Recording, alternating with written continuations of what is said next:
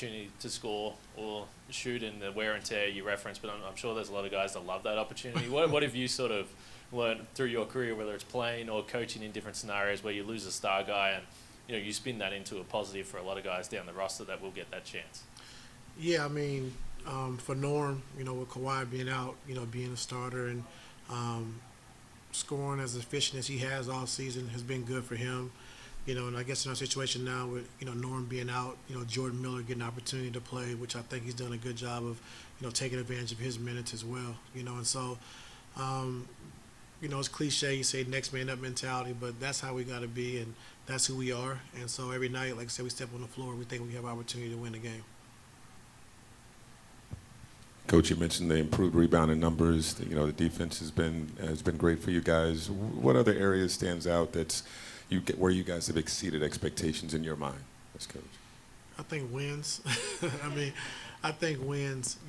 Like she said, with Kawhi being out, 20 games and Norm missing the last 5 games and playing some really good teams, to be where we're at, it says a lot about our guys in the locker room. And so these guys are going to compete and play hard every single night for me and for our staff, which I like.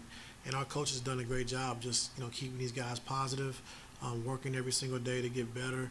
And like I said, we still got a long ways to go, but I am pretty pleased with where we're at right now, understanding the circumstances.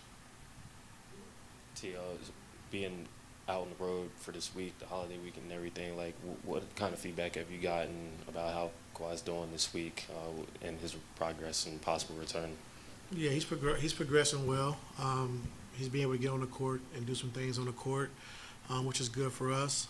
So just still checking every box, making sure that he's doing the right things, and his workouts are really good, and making sure we don't let him get to the next step until he checks those boxes. And so our medical staff has done a great job with that, making sure that we make sure he's 100% when he comes back. What does he have to kind of share with you about, it's been 20 games, what does he have to share with you about the feedback that he has for how this season has been? No, he's very excited. He's very excited how we've been playing, especially our, attention to detail on the defensive end. He's really excited. Excited about our new guys. And just, the way we play and compete, you got to win different every single night, and so our guys are accustomed to that, and, whatever it takes to win, that's what we're going to do. Circling back to Jordan Miller, he's been very good in this role. What do you say to him now? Do you want him to keep doing the same thing? When do you start adding, hey, now try to work on this, now try to work on that? Where do you think, he has stood out? Where do you think he can still improve, and when do you give that to him?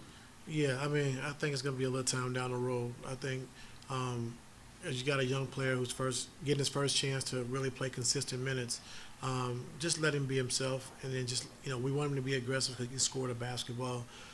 We've seen that, get to the free throw line.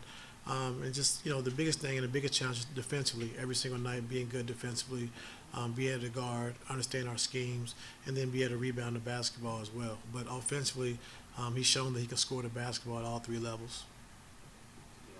And had a great season against y'all last year in 4 games. So you got to see it the last 2 Sundays.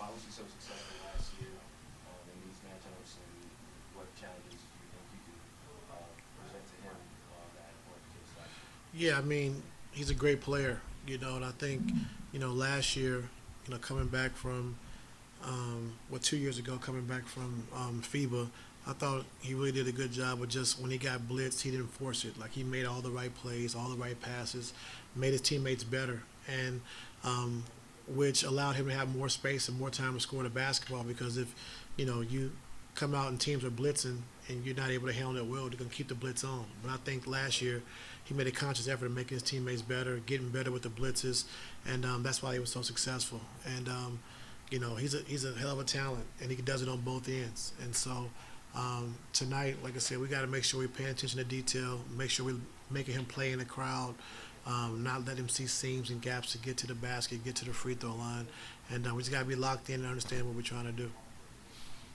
You've probably already spoken on this before, but Chris Dunn has always been a great defender and a hard worker. Has he kind of exceeded your expectations and cemented kind of the identity that you wanted in terms of what you're doing this year? 100%. I knew he was a good defender, you know, coming into it, but I didn't know he's a great defender. Like, I didn't know that on the ball he was great, off the ball as far as team defense, in the passing lanes, deflections, steals.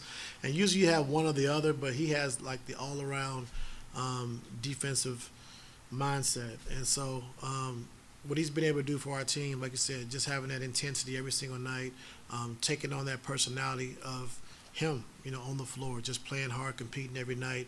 And you put him alongside, you know, Derrick Jones Jr., along with Zoo. You know, Norm was out there, but now Amir.